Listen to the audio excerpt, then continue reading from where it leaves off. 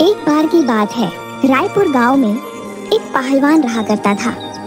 वो बहुत ही बदमाश आदमी था। गांव के बड़े बड़े लोग उसे पैसे देकर काम कराते थे। एक दिन 120, 121, 122, 23, 24, 25। अजी सुनिए, सेठ जी के लोग आए हैं, आपको बुला रहे हैं। आता हूँ।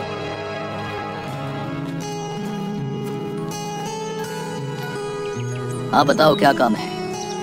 वो सेठ जी ने बुलाया तुम्हें, तुम्हारे लिए एक काम है, मोटा पैसा मिलेगा इस बार। दोनों मुस्कुराने लगे। आता हूँ, अभी रुको। इसके बाद मल्लू पहलवान तैयार होके सेठ जी के घर पहुंचा। प्रणाम सेठ जी, बताइए क्या काम था? आओ मल्लू पहलवान, बैठो। वो हमारे गांव का भीखू है ना, उसने मुझसे कुछ पैसे लिए थे, लेकिन इस बार उसकी फसल खराब हो गई है। अब वो कह रहा है कि अगले साल दूंगा। अब भला इन लोगों की सुनता रहा तो एक दिन सड़क पर आ जाऊंगा। तुम समझ रहे हो ना मैं क्या कह रहा हूँ? हाँ सेठ जी, समझ गया। जे बात, अब तुम ऐसा करो कि उसे धमकाओ और पैसे देने को कहो।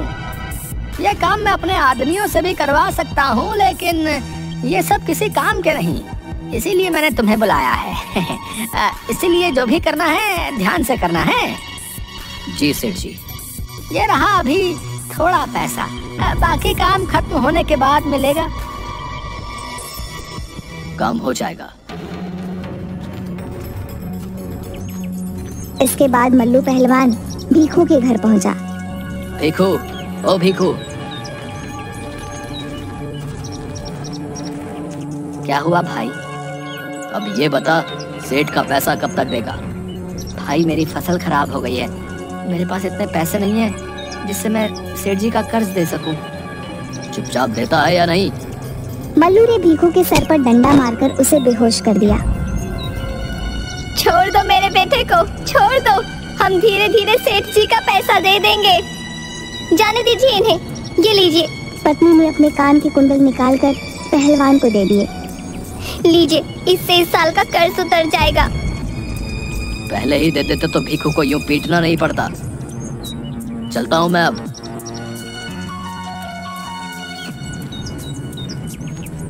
भीखू की हालत देखकर भीखू की पत्नी और उसकी माँ रोने लगी।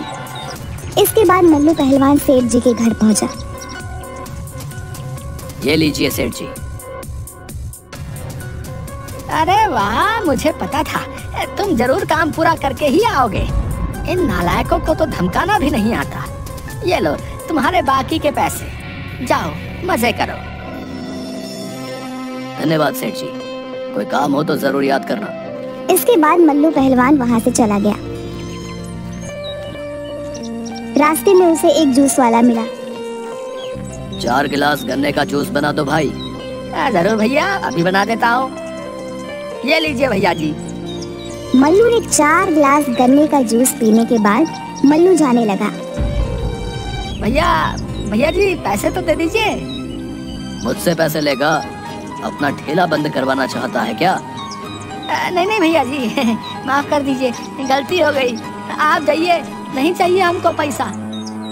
ये की अक्लमंदी की बात। इसके बाद मल्लू पहलवान घर लौट आया। सुनो, जरा खाना लगा दो, बड़ी भूख लगी है। अभी लाई। और जी, क्यों आए थे वो आदमी?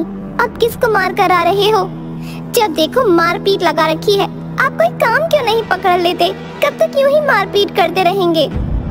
तुम अपना काम करो, मुझे मत सिखाओ मुझे क्या करना है, समझी? जाओ, अब खाना लेकर आओ।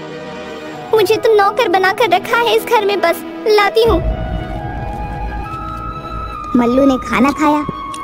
शाम को मल्लू बाहर टहलने निकला। उसने चलते हुए एक ठेले से 2 आम उठा लिए। ठेले वाला बिना कुछ बोले चला गया। इसके बाद मल्लू भी वहां से आगे चला गया। मल्लू दुकानों में गया और हफ्ता मांगने लगा। उसके डर के कारण सभी लोग उसे हफ्ता दे दिया करते थे।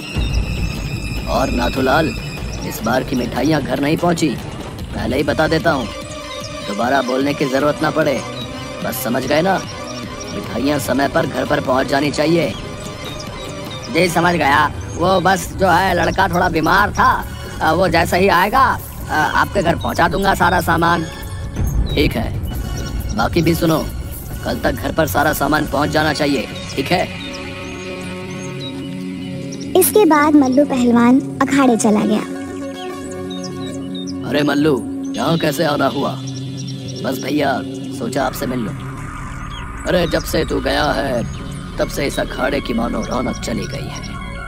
तेरे जैसा ना कोई था न कोई बन पाएगा। ये सारे तो पीधे चूजे ही रह जाएंगे। आप तो खामखा ही मेरी तारीफ कर रहे हैं भैया। आपसे मिल लिया, बस आज का दिन बन गया। अपने चूजों को कहो कि खाना पीना खाया करें। क्या ये सूखा सा शरीर लेकर घूम रहे हैं? बाकी पहलवान गुस्से से उसकी तरफ देखते हुए चले गए। चलिए भैया, अब मैं चलता हूँ। ठीक है मल्लू, ठीक है। इसके बाद मल्लू पहलवान घर की तरफ चल पड़ा। आ गए लोगों को धमका के। डर के मारे लोगों ने क्या क्या भेजा है। क्यों करते हो ये सब? जब देखो तुम कच कच करती रहती हो, कभी चुप भी रह लिया करो। जिससे तुम मेरा डरना धमकाना कहती हो ना, इसी के बदले घर में राशन आता है, तुम्हारे लिए साड़ियाँ आती हैं, ये जो बढ़िया बढ़िया चीज तुम देख रही हो ना, वो आती है। आज के बाद अगर तुम कुछ बोली ना तो तुम्हें तुम्हारे मायके भेज दूंगा, समझी? जब देखो सर में दर्द करके रखा है। शारदा रोते रोते अंदर चली गई। उस दिन दोनों बिना खाए सो गए और उस दिन के बाद से दोनों के बीच बातचीत बंद हो गई। दोनों अपना अपना काम करते और सो जाते। इसी तरह दिन बीतते गए। एक दिन मल्लू पहलवान नशे की हालत में रात को घर जा रहा था। तभी रास्ते में उसे कुछ लोगों ने पकड़ लिया और उससे मारपीट करने लगे। मारो ना इसे, मारो। जब तक इसका घमंड नहीं जाएगा तब तक मारो इसे। बड़ा घमंड है ना इसे खुद पर। आज इसका घमंड ही तोड़ते हैं। मारो और मारो। तभी वहाँ साइकिल में एक आदमी आ रहा होता है। उसके टॉर्च की रोशनी को देखकर वह डर गए। जल्दी निकलो ना यहाँ से, लगता है कोई आ रहा है। भागो, जल्दी भागो। बचाओ, कोई है, मदद करो मेरी, बचाओ मुझे। ये आवाज किसकी है? साइकिल वाला आदमी जब थोड़ा पास आया तो उसने देखा कि एक आदमी अधमरी हालत में जमीन पर पड़ा हुआ था। कौन हो भाई? उसने टॉर्च उसकी तरफ की तो पाया कि वह तो पहलवान है। मल्लू पहलवान। क्या करूं, इसे कैसे बचाऊं? बचाऊं या नहीं? मैं भी ये सब क्या सोच रहा हूँ। अगर मैं भी उन सब की तरह हरकतें करने लगा तो उनमें और मुझ में क्या फर्क रह जाएगा। इसके बाद वह आदमी उसे जैसे तैसे करके वैद्य के पास ले गया। वैद्य जी, वैद्य जी, इतनी रात को कौन आया है? जल्दी आइए। क्या हुआ बेटा? वैद्य जी, इसका इलाज कर दीजिए वरना ये मर जाएगा। ये तो मल्लू पहलवान है, इससे बचाना चाहते हो तुम? ये भले ही बहुत बुरा हो, लेकिन इसे इसी तरह छोड़ना कहाँ की इंसानियत है। तुम कितने नेक इंसान हो बेटा। चलो अंदर आ जाओ। वैद्य जी ने रात भर मल्लू पहलवान का इलाज किया। सुबह होते ही मल्लू पहलवान को होश आया। मैं कहाँ हूँ? हिलो मत। तुम रात को रास्ते पर अधमरी हालत में पड़े हुए थे। वो तो भला हो भीखू का जो तुम्हें आधी रात को यहाँ लेकर आया और मुझे तुम्हें ठीक करने के लिए प्रार्थना करने लगा। देखो मल्लू, सुधर जाओ बेटा। क्या रखा है इन चीजों में? बाकी तुम्हारी इच्छा।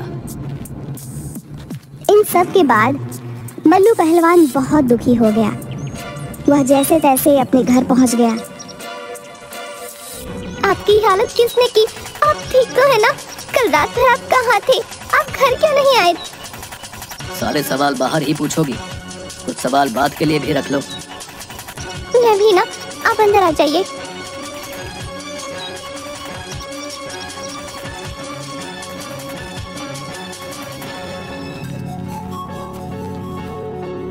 ये लीजिए, पानी पी लीजिए।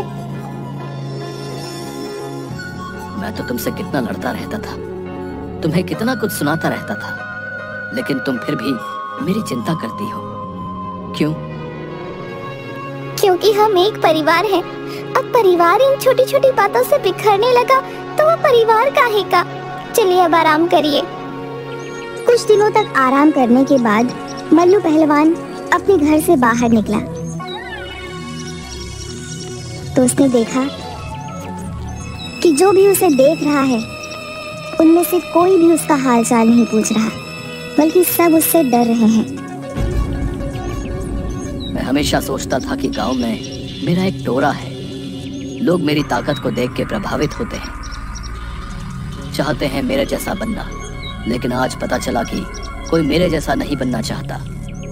मैंने अपनी जिंदगी के कितने साल इस धोखाधड़ी, मारपीट, लूटपाट इन सब में बिता दिए। आज ये हालत है कि कोई भी नहीं चाहता कि मैं उनके साथ रहूं। शायद किसी को फर्क नहीं पड़ता मेरे होने से। ये सब चीजें सोचने के बाद मल्लू जैसे ही आगे बढ़ा, उसने देखा कि सामने भीखू खड़ा है और वो एक बूढ़े आदमी की मदद कर रहा है।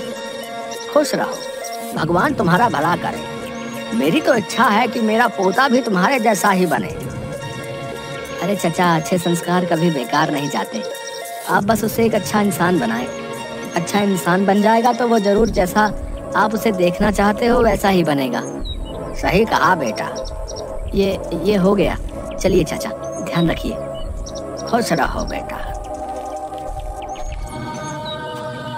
इसके बाद मल्लू पहलवान भीखू के पीछे पीछे भीखू के घर पहुंच जाता है। भीखू,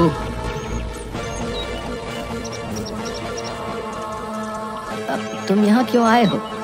मैं जानता हूँ कि मैंने तुम्हारे साथ गलत किया है, लेकिन मैं अब तुमसे माफी मांगने आया हूँ। मुझे माफ कर दो। तुम्हें माफ करके क्या होगा? कल को तुम किसी और के साथ वो सब करोगे तो भला तुम ही बताओ, तुम्हें माफ करके क्या फायदा? तुम्हें बचाना मेरी जिंदगी थी। तुम्हारी जगह कोई भी होता तो मैं यही करता। आज के बाद मैं ये गुंडागर्दी छोड़कर कुछ काम करूंगा। आज पता नहीं क्यों खुद पर शर्म आ रही है। मैंने तुम्हें चोट पहुंचाई और तुमने मेरी जान बचाने से पहले एक बार नहीं सोचा। अगर ये बात है तो मैंने तुम्हें माफ किया। जो जिंदगी में कुछ अच्छा काम करो। इसके बाद मल्लू पहलवान अपने घर चला जाता है। अपने घर जाने के बाद मल्लू पहलवान को पुराना सब कुछ याद आने लगता है कि कैसे वह लोगों को परेशान किया करता था, कैसे वो सेठ के कहने पर लोगों के साथ मारपीट करता था। लेकिन अचानक ही मल्लू पहलवान को सेठ पर गुस्सा आने लगा। वह मन ही मन सोचने लगा कि जब तक सेठ जैसे आदमी इस गांव में रहेंगे तब तक लोगों को ऐसे ही ठगते रहेंगे। इसलिए उसने फैसला किया कि वह सेठ को सबक सिखाएगा और योजना बनाने लगा। अगले दिन कुछ लोग मल्लू पहलवान के घर पहुंचे। मल्लू तू घर पर है? हाँ बताओ। अरे सेठ ने बुलाया है। ठीक है, अभी आता हूँ।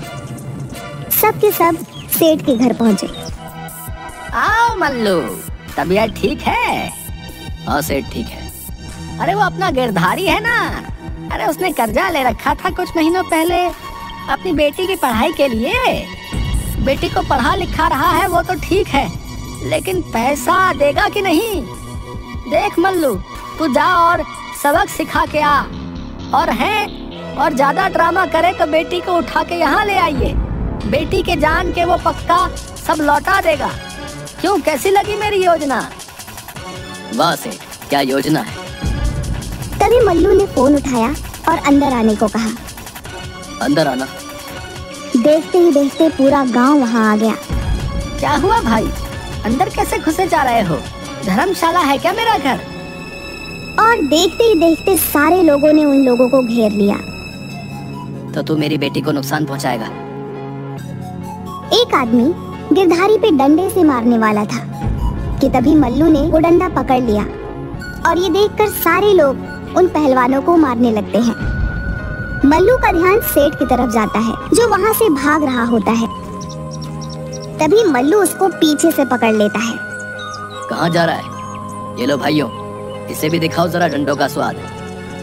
उसके बाद सब सेठ को मारने लगते हैं। तभी वहाँ पुलिस आ जाती है। साहब इसे ले जाइए, ये लोगों की मजबूरियों का फायदा उठाता है। ये गांव वालों को कर्ज देता है और ब्याज बढ़ा बढ़ा के उनका जीना हराम कर देता है। हाँ साहब, अगर समय पर ना दो तो ये मारपीट करता है और घर से सामान उठा के चला जाता है। अरे तुम सब चिंता मत करो, मैं देख लूंगा। आज तुम्हारी वजह से मेरी बेटी सुरक्षित है। लगता है तुम बदल गए हो। अच्छी बात है बेटा। साहब, इसे भी पकड़ लो, ये भी हर काम में मेरा साथ देता था। साहब, ये झूठ बोल रहा है। आज मल्लू की वजह से ये पकड़ा गया है ना, इसलिए इस पर झूठा इल्जाम लगा रहा है। क्यों भाइयों? हाँ, सेठ झूठ बोल रहा है। हाँ, सेठ झूठ बोल रहा है।